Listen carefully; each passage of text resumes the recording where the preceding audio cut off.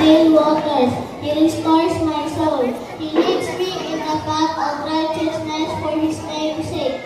Yet though I walk through the valley of the shadow of death, I will fear no evil, for You are with me. Your rods and Your staff, they comfort me. You prepare a table before me in the presence of my enemies. You anoint my head with oil, my cup runs over. Surely goodness and mercy shall follow me all days of my life, and I will dwell in the house of the Lord forever. Philippians chapter 4, verses 6 to 7. Do not be anxious about anything, but in everything by prayer and supplication and thanksgiving, let your requests be made known to God. And the peace of God, which surpasses all understanding, will guard your hearts and your minds in Christ Jesus. Exodus chapter 20, verses 1 to 17. I am the Lord your God. You shall have no gods before me. You shall not take the name of the Lord your God in vain. Remember the Sabbath day and keep it holy. Honor your mother and father. You shall not kill.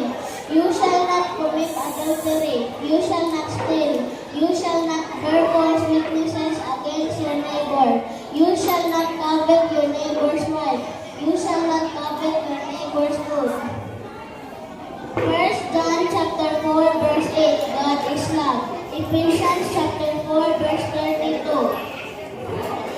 Be kind to everyone. Psalm chapter 23, verse 4. God is with me. 1 Thessalonians chapter 5, verse 18. Thank God for everything. Proverbs chapter 3, verses 5 to 6. Trust in the Lord with all your heart and lean not on your own understanding. In all your ways acknowledge Him, and He will make straight your path. Psalm chapter 118, verse 6. The Lord is with me. Psalm chapter 107, verse 1. Give thanks to the Lord. Proverbs chapter 22, verse 6. Train up a child in the way he should go, and when he is old, he will not depart from it. Genesis 1:1.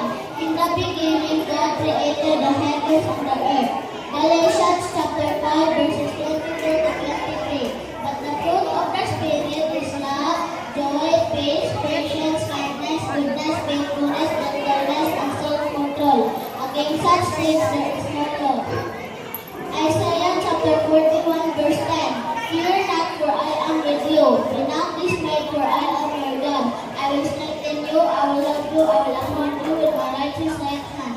1 John chapter 3, verse 1. See what kind of love the Father has given to us, that we should be called children of God, and so we are. Nehemiah chapter 8, verse 10. For the joy of the Lord is my strength.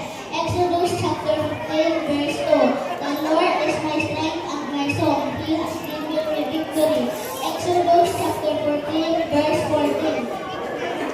The Lord will fight for you. The men ought to be still.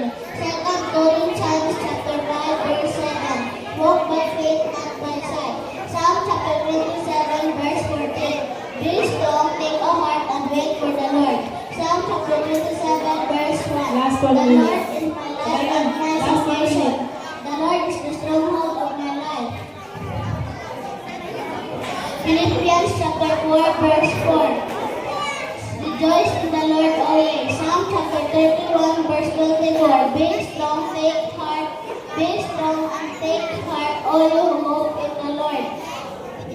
1 Corinthians chapter 16, verse 14. Do everything in love. Psalm chapter 56, verse 3. When I am afraid, I will trust in you. Psalm chapter 46, verse 10. Be still and know that I am God. Psalm chapter 46, verse 5. The Lord is within her, she will not fail. Psalm chapter 18, verse 6. The Lord is on my side, so I will not fear. Hebrews chapter 13.